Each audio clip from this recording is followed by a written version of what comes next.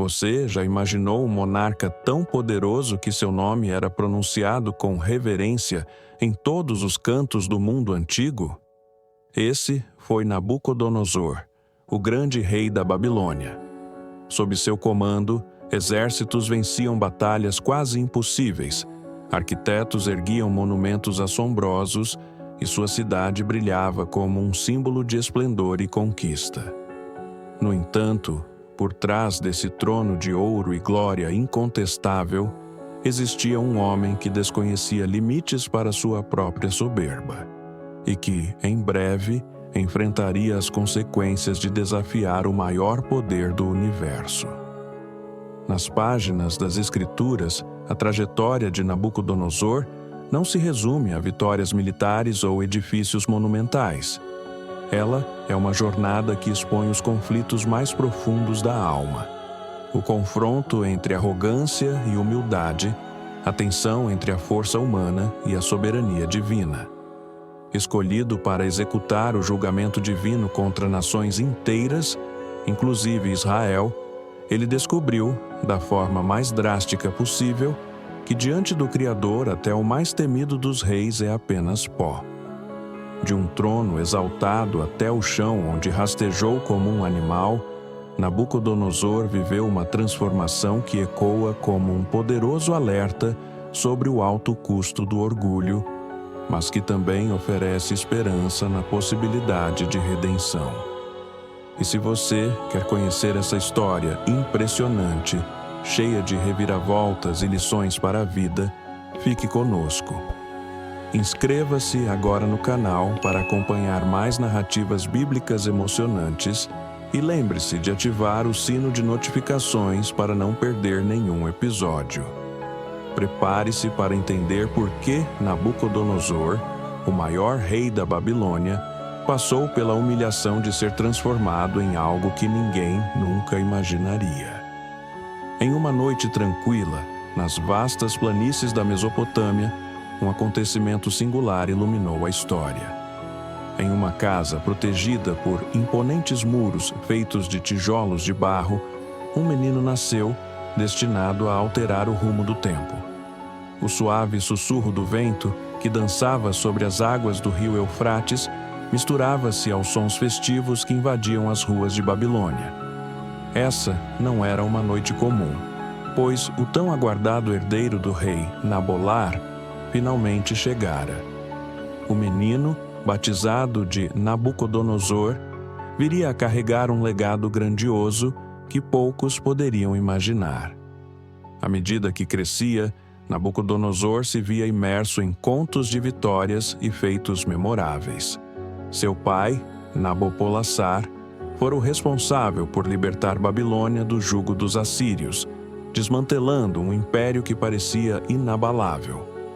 Com essa vitória, nasceu o sonho de transformar Babilônia em uma potência temida e respeitada por todos. Desde cedo, o jovem Nabucodonosor mostrava olhos curiosos e uma mente perspicaz, qualidades que o preparavam para ser o protagonista desse novo destino. Sua inteligência brilhava, mas era a ambição, presente em cada gesto, que revelava sua convicção interna de que estava destinado a realizar feitos grandiosos. Nas agitadas ruas de Babilônia, onde os mercadores ofertavam especiarias exóticas e os artesãos dedicavam-se incansavelmente ao ofício, Nabucodonosor se destacava como uma figura intrigante. Ele não se limitava a observar o cotidiano da cidade.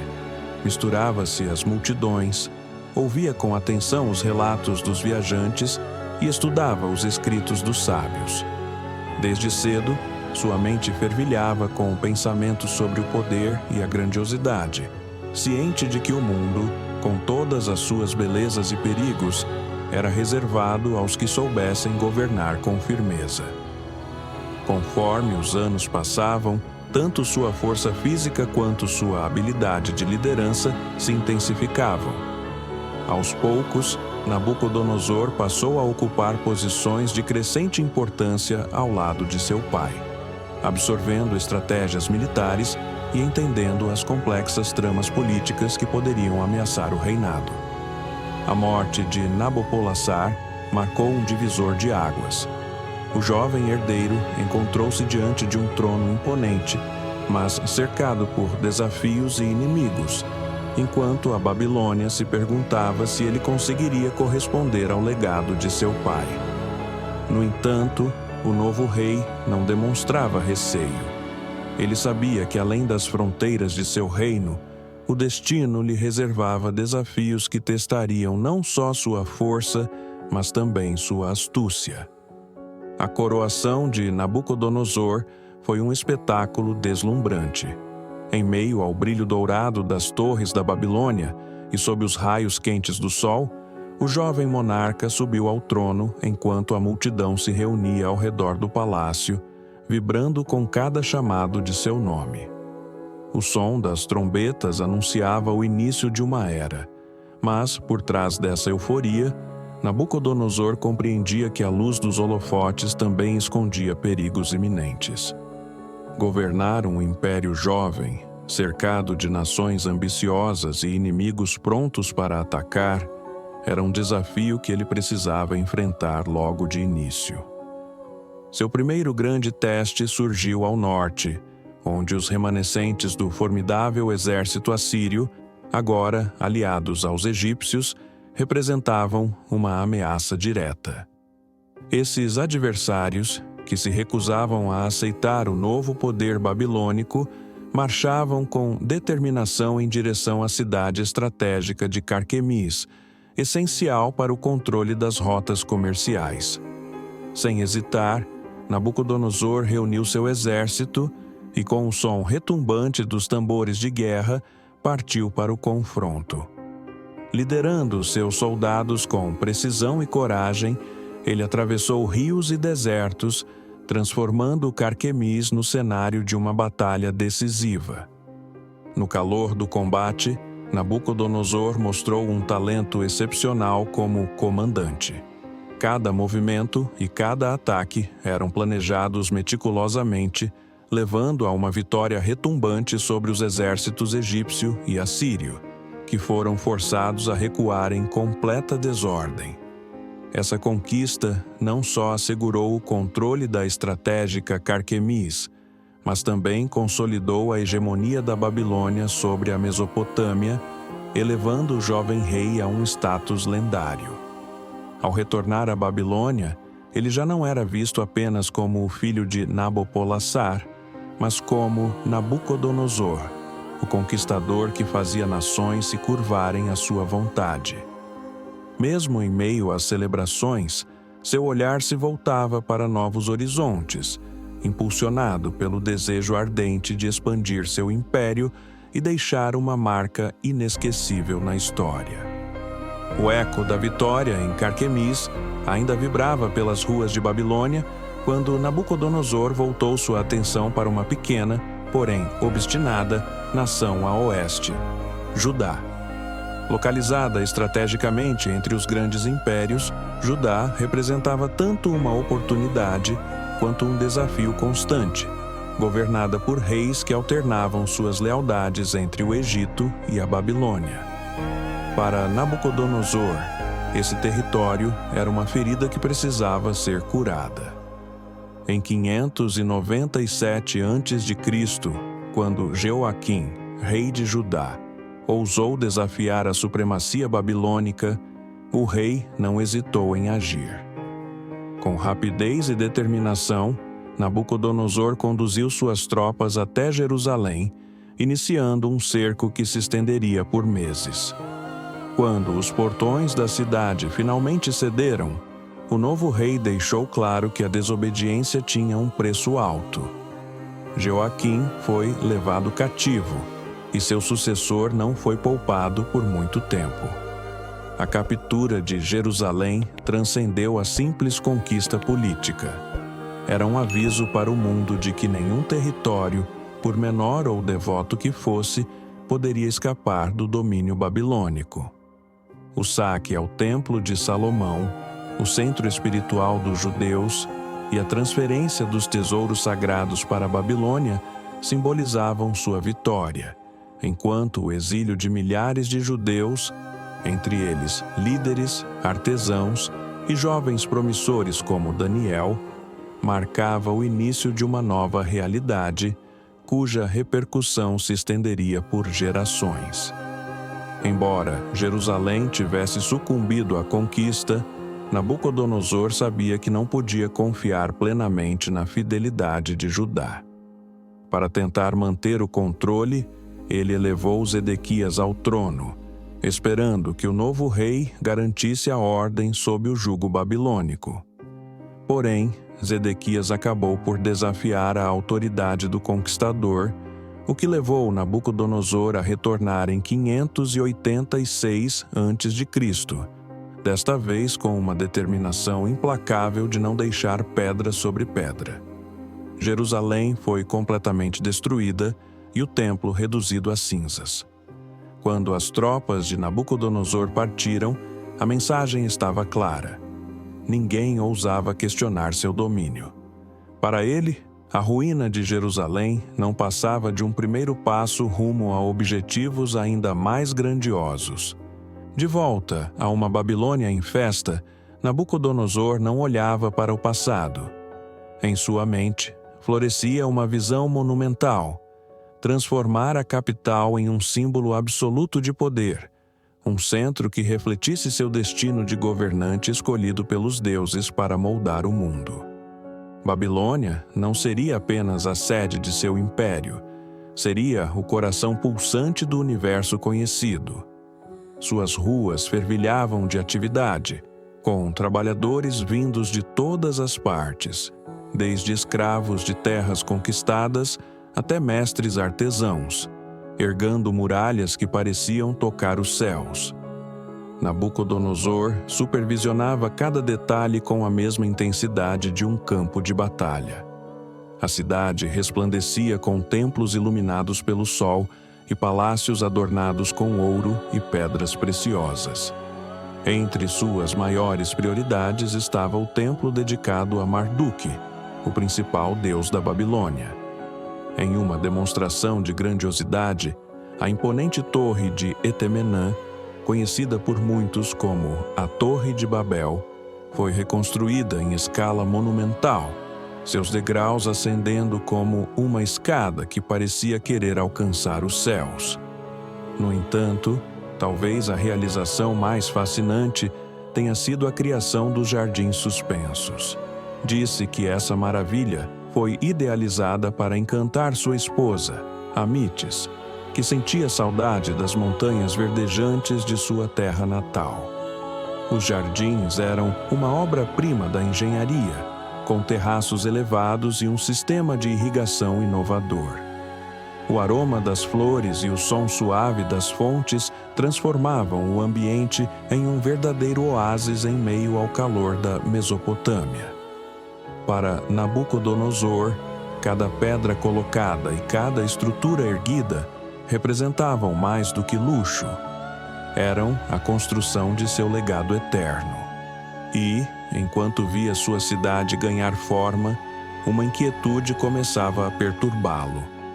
Babilônia seria gloriosa, mas seria capaz de permanecer eterna? À medida que as noites se sucediam, os sonhos de Nabucodonosor, antes serenos, começaram a ser invadidos por visões enigmáticas. Uma delas era particularmente inquietante. Ele sonhava com uma estátua colossal, composta por diferentes materiais: a cabeça de ouro, os braços e o peito de prata, o ventre e as coxas de bronze, as pernas de ferro e os pés formados por uma mistura frágil de ferro e barro.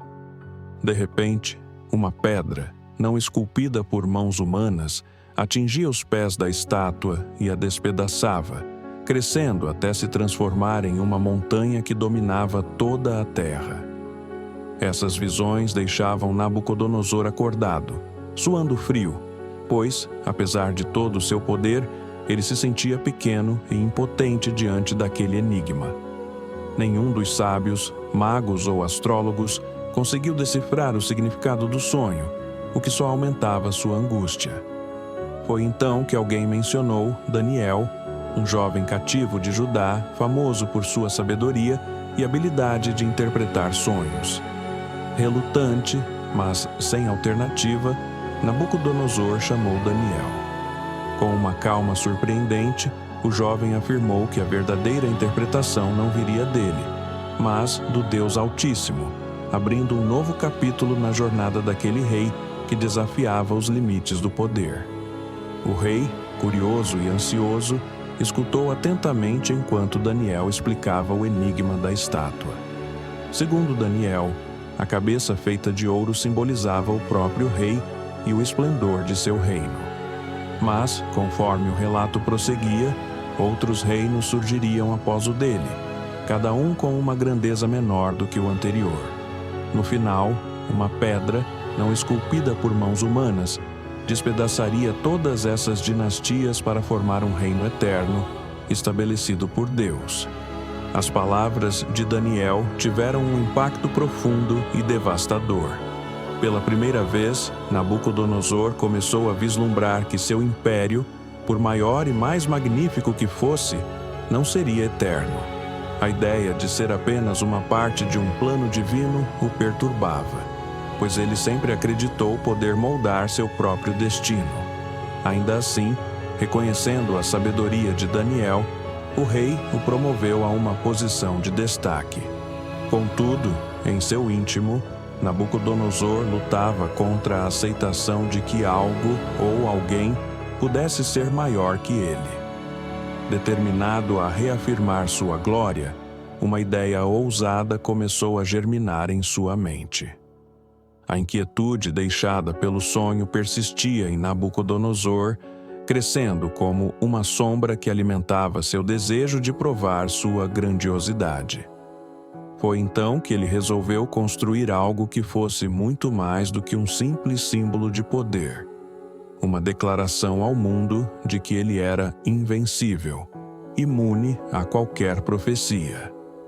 A ideia se materializou quando o rei ordenou a construção de uma gigantesca estátua feita de ouro maciço. Localizada em uma vasta planície, a obra era visível a quilômetros de distância, com o ouro reluzente sob o sol escaldante, quase parecendo ganhar vida. Ao concluir a construção, Nabucodonosor decretou que todos, sem exceção, deveriam se prostrar diante da estátua. Para ele, aquele ato não era apenas adoração, mas uma prova de lealdade absoluta. Quem se recusasse a obedecer estaria sujeito a uma punição severa, como ser lançado em uma fornalha ardente, um destino que poucos se atreveriam a enfrentar. No dia da dedicação da estátua, uma multidão se reuniu na imensa planície, embalada pelo som harmonioso dos instrumentos musicais, enquanto todos se preparavam para se ajoelhar. Contudo, no meio da multidão, 3 figuras se mantiveram de pé, desafiando publicamente o decreto do rei. Sadraque, Mesaque e Abednego, jovens de Judá que serviam na corte, recusaram-se a adorar a estátua, afirmando com convicção que só serviriam ao Deus de Israel. A notícia se espalhou rapidamente e chegou aos ouvidos de Nabucodonosor, que reagiu com fúria imediata. Convocados os 3 jovens à presença do rei, Nabucodonosor, com voz retumbante e cheia de ira, os confrontou, dando-lhes uma última chance para se submeterem. Mas eles mantiveram sua posição, declarando: "O Deus a quem servimos pode nos livrar da fornalha, ó rei. Contudo, mesmo que ele não o faça, não adoraremos seus deuses." Essa resposta enfureceu ainda mais Nabucodonosor, que ordenou que a fornalha fosse aquecida 7 vezes mais que o normal, para que os jovens fossem lançados nas chamas. A fornalha começou a arder como nunca, com um calor tão intenso que até os soldados encarregados de empurrar Sadraque, Mesaque e Abednego para dentro dela sofreram, muitos não chegando a se aproximar das chamas. Sentado em seu trono, Nabucodonosor observava atentamente, esperando ver os 3 jovens serem consumidos. Para ele, aquele espetáculo não era apenas um castigo, mas uma demonstração clara de que sua vontade era soberana e que qualquer desafio seria severamente punido. Contudo, enquanto o fogo rugia, algo extraordinário começou a acontecer. Os conselheiros e os que estavam próximos começaram a sussurrar em tom de inquietação. Nabucodonosor levantou-se abruptamente e, aproximando-se da fornalha, observou com incredulidade o que se passava dentro dela. "Quantos homens lançamos ao fogo?" ele perguntou com voz grave e trêmula. Seus servos, igualmente perplexos, responderam: 3, ó rei. Então, com os olhos arregalados de espanto, Nabucodonosor apontou para o interior da fornalha e exclamou: "Mas ali vejo 4, e o quarto parece ser como um filho dos deuses." Dentro da fornalha, algo milagroso acontecia. Sadraque, Mesaque e Abednego caminhavam de pé, imperturbáveis entre as chamas. O que mais surpreendia era uma figura radiante que os acompanhava, brilhando como se fosse feita de pura luz. As labaredas, que deveriam ter sido sua condenação, não os tocavam de forma alguma. Suas roupas permaneciam intactas, sem sequer um resquício de fumaça. Nabucodonosor, tomado por um misto de medo e assombro, gritou: "Sadraque, Mesaque e Abednego, servos do Deus Altíssimo, saiam dali!"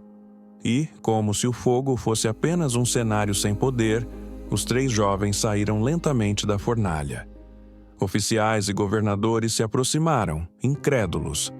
Não havia nenhuma marca de queimadura, era como se o fogo jamais tivesse existido.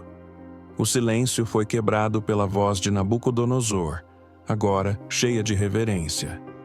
"Bendito seja o Deus de Sadraque, Mesaque e Abednego, que enviou seu anjo e os livrou. Não há outro Deus que possa salvar assim." Mesmo diante desse milagre, Nabucodonosor ainda carregava o peso de sua própria soberba. Ele reconhecia o poder do Deus que havia protegido os jovens, mas no fundo acreditava que sua glória pessoal e as maravilhas que havia construído eram a verdadeira prova de sua grandeza. Para ele, Babilônia era o reflexo de seu poder, um império que ele moldava com mãos firmes e ambição implacável. Meses se passaram e o rei continuou a expandir e enaltecer sua cidade. Em uma noite, enquanto caminhava pelos terraços de seu palácio, admirando as muralhas que pareciam tocar o céu e os jardins que transformavam a cidade em um paraíso, ele declarou em voz alta, como se desafiasse os próprios céus: "Não é esta a grande Babilônia que construí com minha força e para a glória do meu nome?" Mas, antes que pudesse terminar, algo inesperado aconteceu. Uma voz, clara e retumbante, ecoou em sua mente: "Ó Nabucodonosor, sua autoridade foi tirada de você. Você será expulso entre os homens, viverá entre os animais e comerá capim como o boi, até que reconheça que o Altíssimo governa sobre os reinos dos homens e os entrega a quem ele quiser." Naquele exato instante, Nabucodonosor sentiu sua mente se transformar. Ele gritou, mas sua própria voz parecia distante, como se pertencesse a outra pessoa. Sua postura altiva desapareceu e ele fugiu para o campo, perdido e desorientado. Durante anos, viveu como um animal, comendo o que encontrava e dormindo sob o céu aberto. Suas roupas se desfizeram, seus cabelos cresceram como as penas de uma águia, e suas unhas se alongaram como garras. Aos poucos, o grande rei da Babilônia foi reduzido a quase nada. Contudo, mesmo em meio àquela humilhação, algo começava a mudar dentro dele. Em sua nova vida, Nabucodonosor passou a perceber que o verdadeiro poder não estava nas suas conquistas ou na grandiosidade de seu império, mas em algo muito maior, algo que ele havia ignorado por tanto tempo. Então, Em um momento simples, mas carregado de significado, Nabucodonosor ergueu os olhos para o céu. Depois de anos vivendo como um animal, algo em seu coração se quebrou. Ele não era mais o rei arrogante que se gabava de seus feitos, nem o homem que se achava invencível. Diante do que restava de si mesmo, agora via claramente que era apenas uma criação nas mãos do Altíssimo. Sua sanidade retornou, como se uma névoa tivesse se dissipado, e suas primeiras palavras foram de reconhecimento, não da sua força, mas da grandeza de Deus.